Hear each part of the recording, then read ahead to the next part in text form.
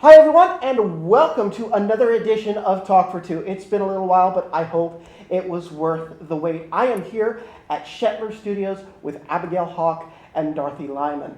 Lyman is, of course, best known for Mama's Family and for directing over half, I didn't know this until I was doing research, over half of the episodes of The Nanny. And of course, is a two-time Emmy winner for her character on All My Children, both for the supporting and lead actress role. And how many people have done that in their life? I don't know. That's not same many. Character, two different things. And of course, Abigail Hawk is known for her role as Detective Baker on Blue Bloods. They star in the Bleak Midwinter right here at Shetler Studios, running through next week. Welcome, ladies. Thank you so much. Thanks for having us. Thank you. Oh, it's an honor to be here because you both are in shows already that I loved growing up and love today. So this is wonderful. But let's start talking about Midwinter. I'm still emotional, and I know you were too coming off stage. It's funny, it's heartwarming, and at the end of the night, gut-wrenching. And you wrote it. And I know. Sometimes I feel like the thought police are going to come after me. I can't believe I wrote it. You know, I keep thinking they're going to say, no, John Doe wrote that, and you stole it. It's beautiful. And I was watching another interview that you'd done, and it comes from a very personal place in your life and just some things that you went through. And if you can, I would love for you to share what kind of inspired you to write this. Well, sure. You know, I had a farm in Delaware County, upstate New York, for the last 17 years. I raised eggs. This was after my TV career in Hollywood kind of went into a low period after I turned 50, which is sadly what sometimes happens to older actresses. And 2 years ago, my daughter-in-law, who lives in Connecticut, got sick. And I thought, what am I doing living up here on this mountain when I could live with them and be useful, you know? And they'd been asking me to move down with them ever since they bought their outfit 5 years ago. So I reluctantly have put my farm on the market and moved down to Connecticut. And it's the right thing to do, but it was very difficult for me to make that decision. And actually writing this play helped me realize that it was the right thing for me to do. And after I wrote the play, I was able to call a realtor and actually put the place on the market. So if anybody wants a beautiful farm up in Delaware County, New York, I can recommend my place. I do. Really? You want to move to a farm, Abigail? Just, maybe for a weekend. Now Abigail. Sorry, But, I got to know my neighbors there and the plight of the modern farmer and the loss of the old-fashioned family farm, really touched me and these people's plights and problems up there. So I have kind of incorporated what I knew of their lives into this play. That's really beautiful because I think when people think about farming, they think about the Midwest, the South. They don't necessarily think about farming where the winters are that harsh. And so it was a really interesting differentiator to see, the place called In the Bleak Midwinter and how that really affects what your character goes through. Yes, I of course thought of the Bleak Midwinter. She is in the bleak midwinter of her life, I keep telling myself the best 20 are probably not ahead anymore. So I don't know about that for you. I don't know yeah, if that's true for you. It's powerful. Yeah. And, thank you. If you keep going the way you're going, the best 20 are ahead. I gotta tell you. Well, She's 100% in her power right now, and it's really magnificent and inspiring to watch her. It really is. oh, thank you, my dear. Really. So Abigail, how did you become involved in the project? Was it audition? Did she reach out to you? We can thank Mr. Tim Bone for that, Yes. who plays my husband. Tim and I met last October at Golden Door International Film Festival in New Jersey. Oh, wow. And we were sitting in the same row during the award ceremony, and we were both award winners from that film festival, which was very exciting. I stayed in touch, and he reached out to me, and I did the reading in April, and that was all she wrote, or that was all Dorothy wrote, anyway. That's right. That's beautiful. We put the play through a very good, slow, long process. Yeah. I spend my winters down in San Miguel de Allende, Mexico, where there's a wonderful theater community which has really been very open to letting me produce my work there. And so while a play I'd written 2 years ago was being performed last winter, I sat down and started to write this. And so when it was 26 pages long, we read it in Mexico. And then when it was 44 pages long in April, we read it. That's when I put this current cast together. And then in June, we did a 2 or 3 day workshop with the text, and I listened to what everybody said about their characters, and then I spent the month of July retooling the play, and then August 8th we actually went into rehearsal, and a few more changes happened during the rehearsal period, but basically the text was essentially finished by August 8th. So it had, I feel, a good developmental process, and that it's hopefully ready to have a future, which I desperately hope it has. I hope so too. It's a story that needs to be told because my father actually, he went through something similar, his brother and his sister with their mother and father, and now they're in a retirement community, and it was just, it's time.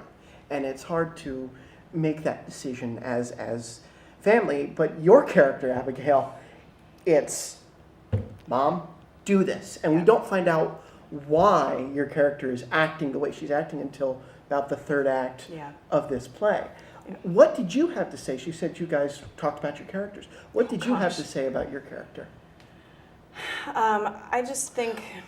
Well, the idea the idea that the history of this house is so strong, your father's presence is so strong, I can't visit you here. Yeah. So, which is actually, some of her most moving dialogue was directly from ideas that she had about it, things that she felt and that she wished were expressed. So, yeah, and what she did, for a living, and the backstory between her and her husband, and clarifying who she actually is and why she had this visceral reaction to just, completely repel her entire childhood of living on this farm and get away from it, why that was. I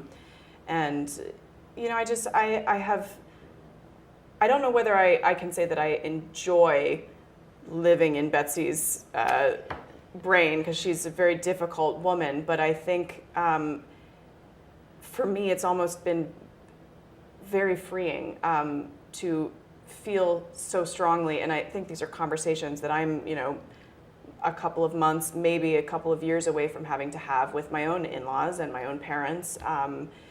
I'm a mom, so I know that I'm going to have to prepare things for my 2 boys. I think at the end of the day, regardless of what Betsy's character is specifically, it is such a universal, relatable theme. We all have to go through this, either ourselves or someone we love, or we know someone who's going through it. And so I think, it's like cancer. It's just one of those things where you're all going to have to go through it. We all die. It's the only thing we can't get away from. Yeah. What about Elizabeth, Dorothy? How much of Elizabeth is Dorothy Lyman? How much of it is you removing yourself from your own situation?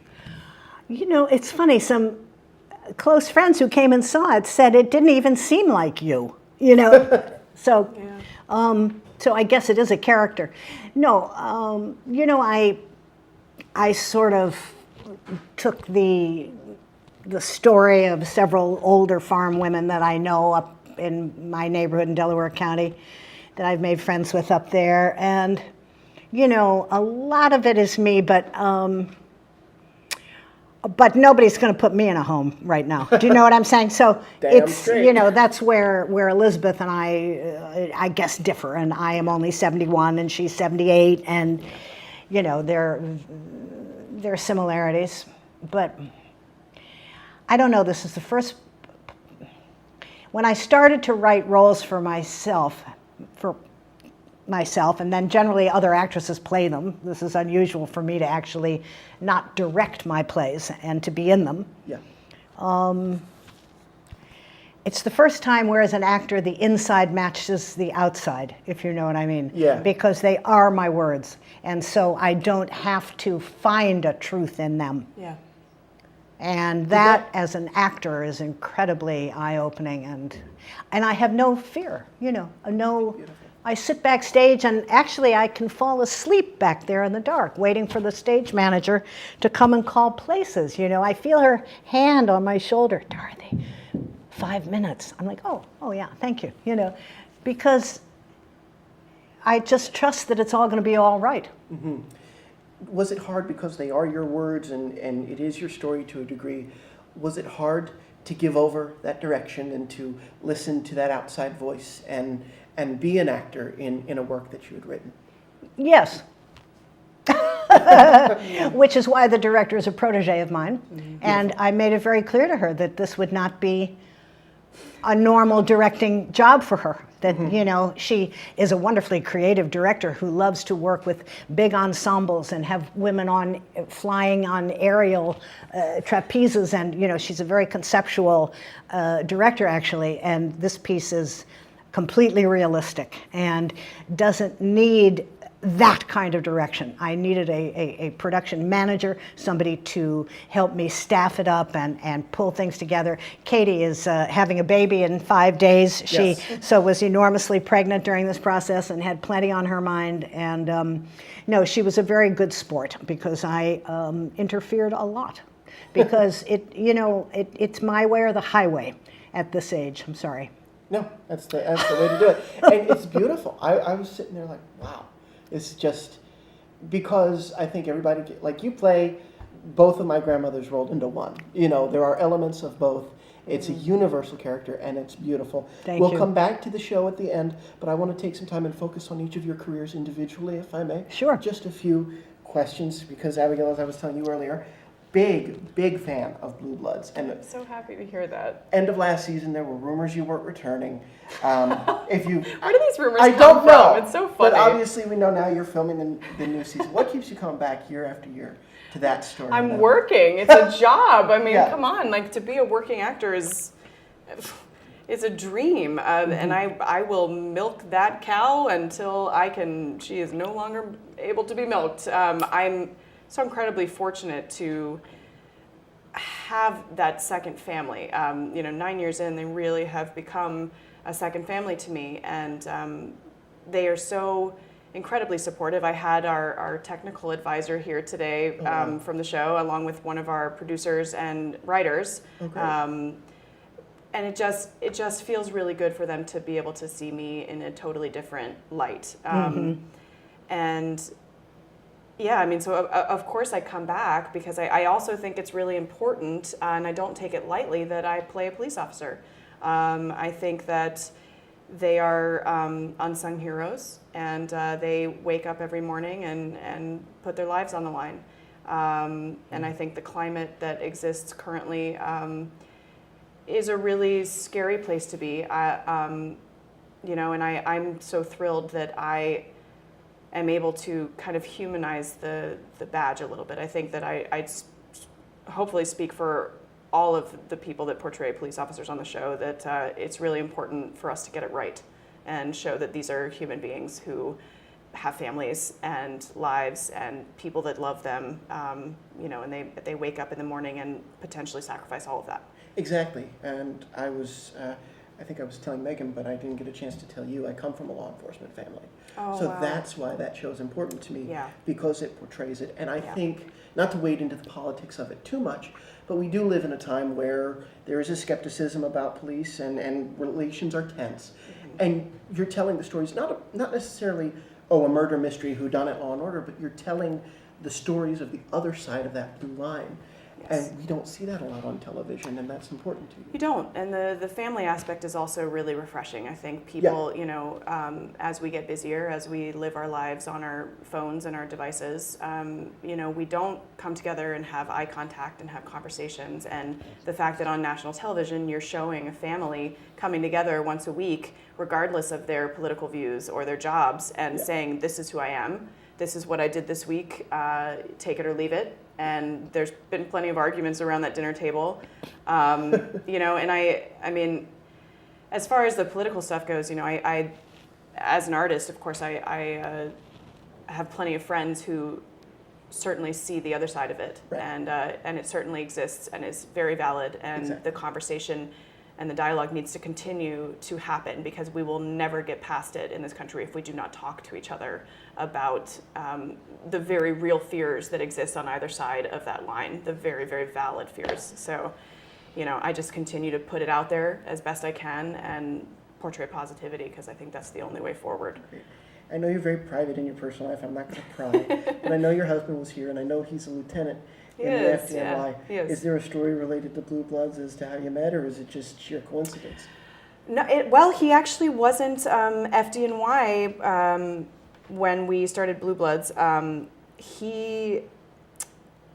He's from Iowa, and we met. We were doing a dinner theater production together. Oh, wow. He moonlighted as a performing waiter at a dinner theater, and followed me back to New York when that theatrical production finished. And we've been together for about 11 years, married for 9, and we have 2 beautiful boys. And he is a true hero, especially because right now he's on family leave for upwards of 4 years. FDNY is incredible that it gives their employees up to 4 years of unpaid family leave that you can take. Wow. So he's doing daddy daycare while I am working, and it's been interesting exploring that dynamic. But I think at the end of the day, it's really made our relationship stronger and way more interesting. And I'm really proud of him, because I know how difficult it is to go from a job where you're getting accolades and you get this excitement and this thrill every day, and your adrenaline is rushing and pushing through your body every day, and then all of a sudden you're just at home with an almost 2-year-old and a 6-year-old boy hanging on you. It's just a totally different experience, and he's really done it with such grace, and I'm grateful for him. Beautiful, beautiful to see the man supporting the woman, especially Yeah, as it we're in is. this time. Last question Yeah. I have for you about Blue Sure. Bloods. I know you're in the midst of shooting this season. Mm-hmm. Last year they kind of teased a bigger role for Baker and things that, maybe she has aspirations besides just sitting outside of Frank Reagan's door. Does that role expand in season 9? Can you tease anything about season 9? I can't tease too much, but I will say that yes, you will be seeing a lot more of Baker. So it's been very, very fulfilling and satisfying for me, and I cannot thank the producers enough. The writers and producers have been very kind. So Great. a lot to look forward to. You're next. You have been a part of my childhood for years. And now I'm not a child, but I have to tell you, every day after elementary, middle school, because both of my parents worked like simultaneous shifts, I'd have to go home to my grandparents. And my grandfather, he would watch, I don't know what channel it was that it was syndicated, but the first half hour would be Mama's Family, and then the next half hour would be The Nanny. Oh my goodness. I remember that. I don't remember what channel that was either. Was it like TBS or It had TNT to be, maybe? it had to be like Lifetime or something. That, Yeah, had TV both- Land. Yeah, it was TV. TV I think it was Land, TV yeah. Land. Yeah, and so I bow down to you. You directed over half of those episodes. Yep. How'd you help that show find its voice? What was the vision? What would take me into that process and how you created such a lasting sitcom? Well, Fran was one of my acting students. I had a little waiver theater in Hollywood, and to pay for the productions, I gave acting classes. And Fran Drescher showed up to take my acting class because she had been a fan of my TV work. So we have you to blame for the voice? No, and we had so much fun. She said, "Oh, Dorothy got colors out of me in that class." She had me doing the children's hour. And that's actually a pretty good impression. And at that time, she and her husband Pete were making croutons, and she had quite a thriving crouton business, which she later sold to Pioneer Foods. She said, if we don't make it as an actor, I'm going to have a food, gourmet food thing going on. So anyway, she always said to me, if I ever make it, you're going to direct me. And when she was creating The Nanny, she said, and now I know CBS probably why this happened, but she wanted me and Twiggy's husband to play Mr. Sheffield and Cece, his assistant. Yeah. But CBS said we were too old, that she wanted to cast her to cast younger people. Yeah. So she said, I can't get you the part, but if you will commit to observing for like a whole season, I could probably get you one episode to direct. So I sat and watched the whole second season. And at the end of the second season, they turned to me and said, we'd like you to direct next week's episode, because I think their staff director then had said that she didn't want to continue on with the show. So they wanted to find out if I could actually do it. So I did the next week's episode, and it got the biggest laugh spread of any nanny, wow. previously. Yep. So on the basis of that one episode, they offered me the entire third season, and then the fourth season, and then the fifth season. Now, Fran liked the consistency of one director. So she didn't want, like most shows, a director coming in every week, a different person, or someone would do 3 and somebody else would come in. So I was lucky enough to direct 75 consecutive episodes of The Nanny. Amazing. And it was just an amazing opportunity. Fran is an amazingly loyal, and talk about a role model for women. I mean, just a powerhouse, Yeah. She broke every single story of the whole 6 seasons of The Nanny. She created every story. That's great. What I loved about it, and what some people say, I don't agree with this, that made it jump the shark, but I think I saw the evolution, was that they actually got together. How many sitcoms and dramas do you see that they drag it out for years with no resolution? But I could tell you what season we're in based on where Fran and Maxwell's relationship is. And I had a chance to talk with Charles quite a few years back for the show. And it's just wonderful to see a sitcom that actually was episodic in that way. Yeah. And farcical. No, it was awful fun. And they took me to Paris. We did an episode in Paris. They took me on a cruise ship. We shot 2 weeks on a cruise ship. And every year we'd come out to New York and do some exteriors. I mean, it was just a great, great job. Mama's Family. Mm-hmm. Behind the scenes story that's never been told. What do you got? If you have any. Yeah, what do you got, Dorothy? That was just... No, I can't. I mustn't dish. Why? I can respect that. Carol Burnett created Mama's Family because she didn't want to do the Burnett show anymore, and there was a crew of 200 people that she did not want to throw out of work. So they created Mama's Family for Vicki to be the headliner, and she and Vicki and Carol used to take their lunch hour during All My Children, from 1 to 2. Oh, wow. And they would sit and have their lunch together and watch me on All My Children. So when they were developing Vicki's show, they said to each other, wouldn't it be great if Dorothy Lyman came and were part of the show? So one day I'm sitting at home in my little New York apartment, which you've been to, Pondered Walk, and the phone rings and a woman says, hi, this is Carol Burnett. We'd like you to come out to California and work with us on a sitcom. And I was like, okay, which of my... Making me, yeah. Which of my friends? She goes, no, Dorothy, really, this is Carol. And,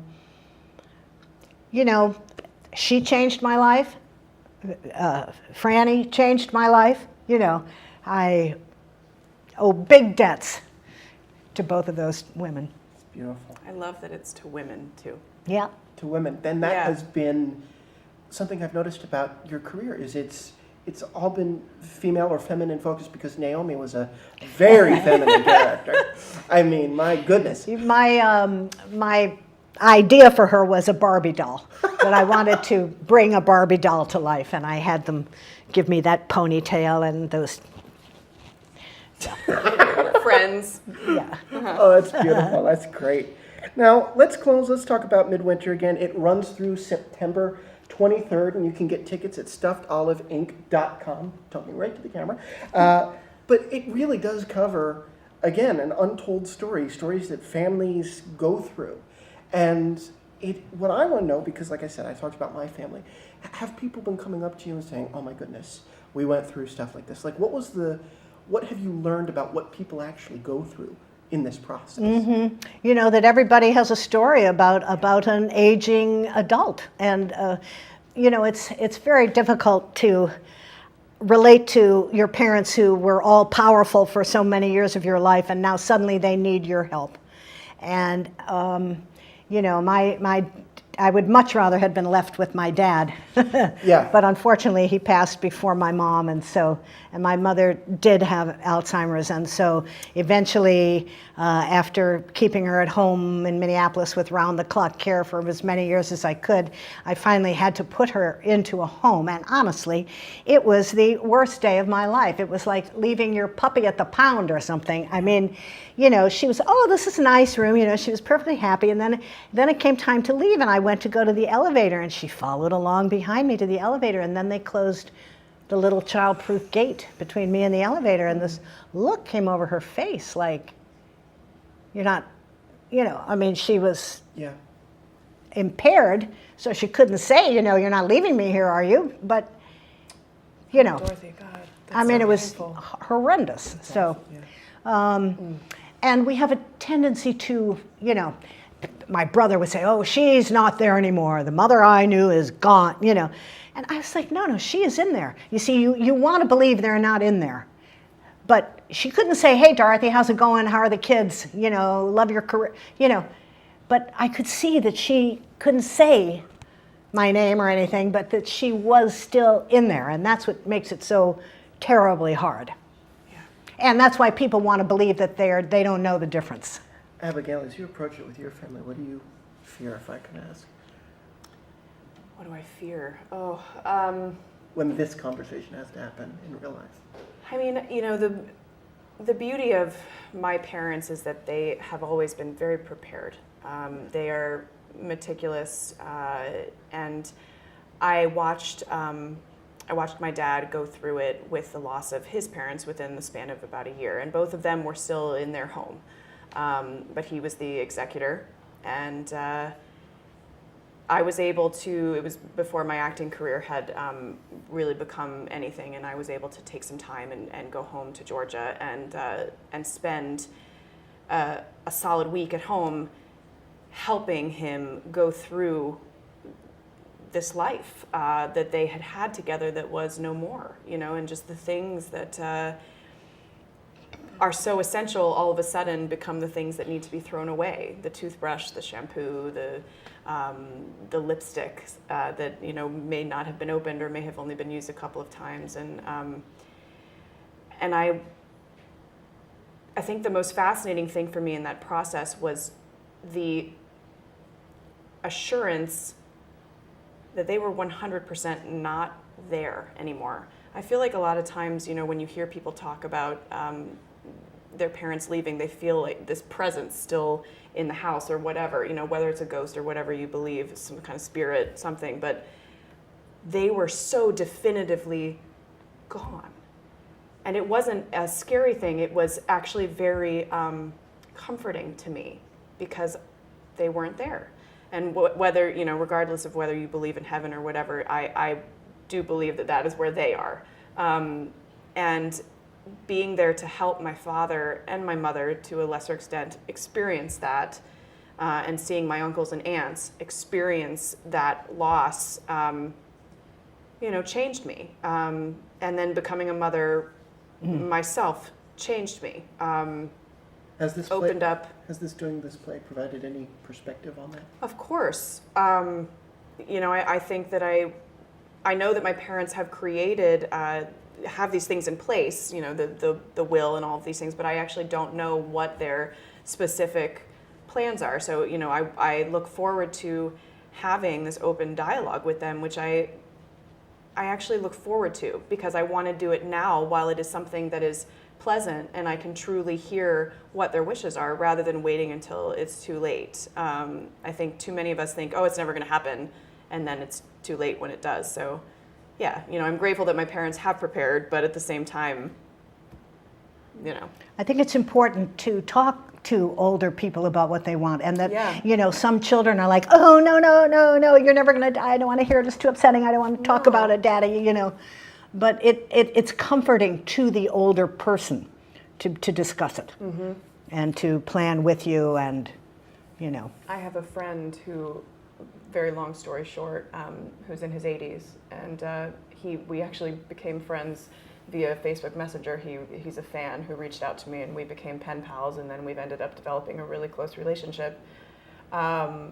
And I've actually received his obituary. He sent it to me wanting me to edit it and read it and make sure that, in addition to telling his children what he wants, that he has this outside, force to kind of make sure that what he wants is really being followed. Not because he doesn't trust his kids, but just because he cares about me and has almost had me become a surrogate grandchild to him. And I've been able to approach age so effortlessly with him. He's such a jokester, and I've been so grateful for that relationship. So, I've never really been afraid to talk about death and dying and being sick. I've certainly had my own experiences with those things, and I think it's so much more important to just talk to someone and level with them and say, I'm here, I see you, I see what you're going through, and not shy away from that. It's beautiful. Well, I hope this play helps those conversations continue for everybody who comes to see it, and you need to come see this show. I think some of the best work is done off Broadway like this. I agree. And it's in the Bleak Midwinter at Shetler Studios, Theater 54, 12th floor of, I think it's 244 West 54th Street, stuffedolive.com for your tickets. Dorothy Lyman, Abigail Hawk, a treat beyond words. Thank you so much. Thank you, sir.